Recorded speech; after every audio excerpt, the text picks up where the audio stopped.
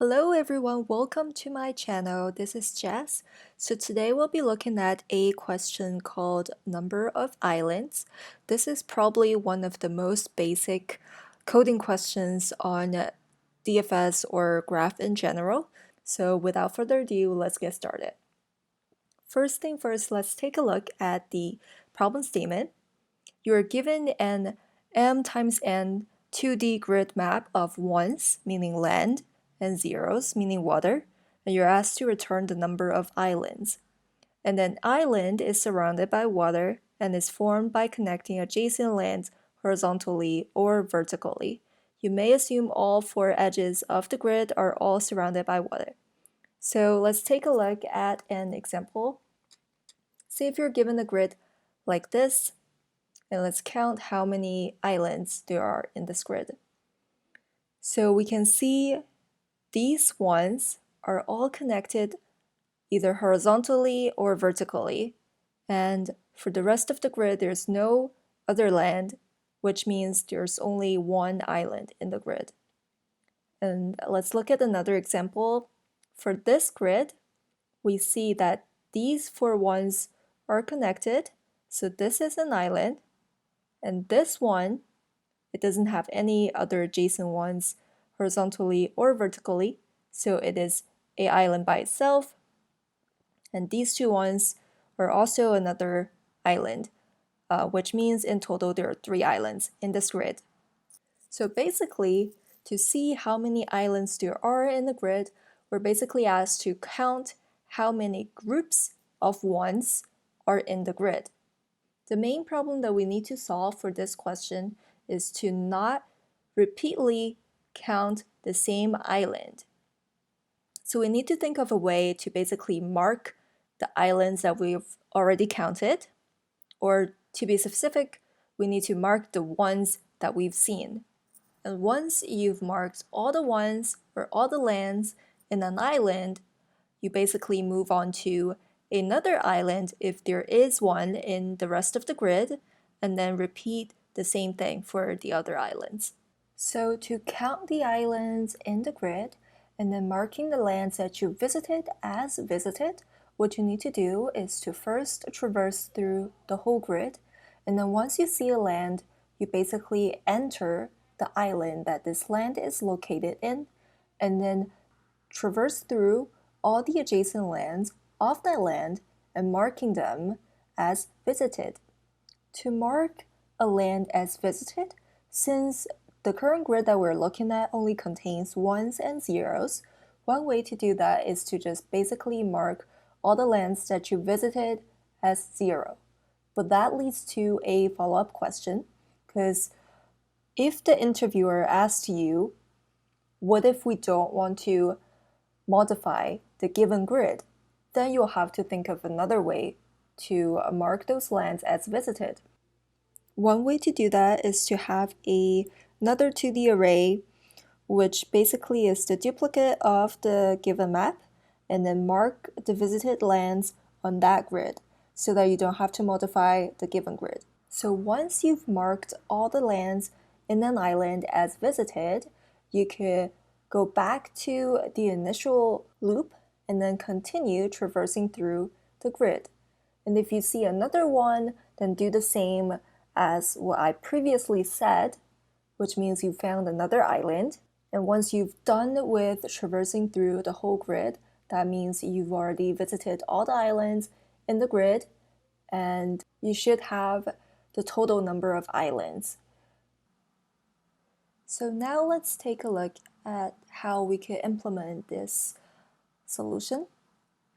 First thing first, let's check whether the given grid is null. If not grid, then we basically return 0. And then we need to create a variable to store the number of islands in the grid. So num islands equals 0.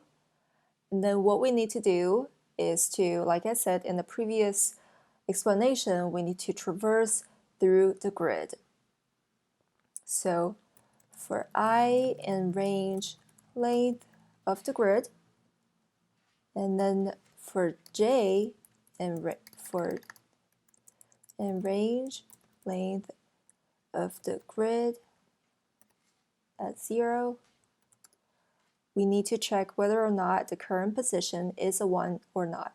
So if grid I j is equal to 1, that means we've found a starting point or an edge of an island. So we need to go into this island and then visit every single land of that island. And to do the visiting and marking visited, we need to have a separate helper method. Let's just call it DFS for short. So in this if statement, we're going to call self.dfs, passing in the grid and these locations. And then we're also going to increment our num_islands variable by 1, meaning that we've found an island. And once this traversal is done, we will have our num_islands equal to the number of islands in total in this grid. So we basically just return num_islands. And now let's take a look at how to implement the DFS method. So def DFS self, and then we're passing in a grid and the index I and index j. So the first thing that we need to do is to check whether the indices that's passed in, whether this location is out of range or not.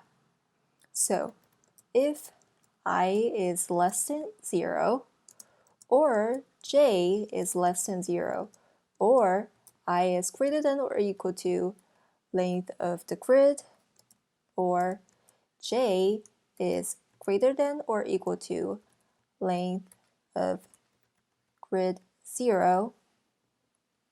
And also, there's another criteria that we don't want to forget is when your current location is A0. So if your current location is A0, meaning it's already on the water, that means you're done with this current traversal. You're not going to meet any islands anymore because you're already on a water. And that being said, or grid I j is equal to 0, we're gonna basically just return. So we're gonna exit out this current loop. And now we've checked all the edge cases. What we need to do is to mark this current land as visited.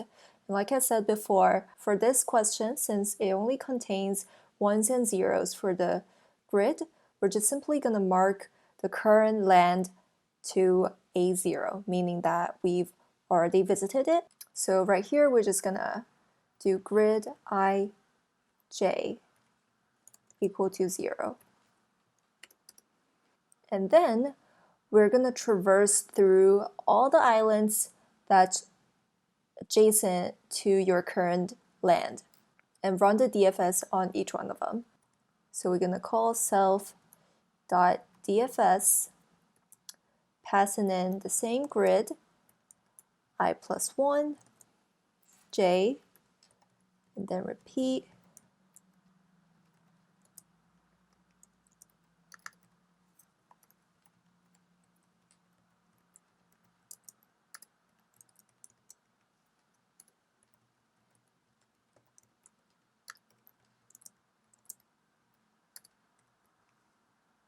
And that's it for the DFS function.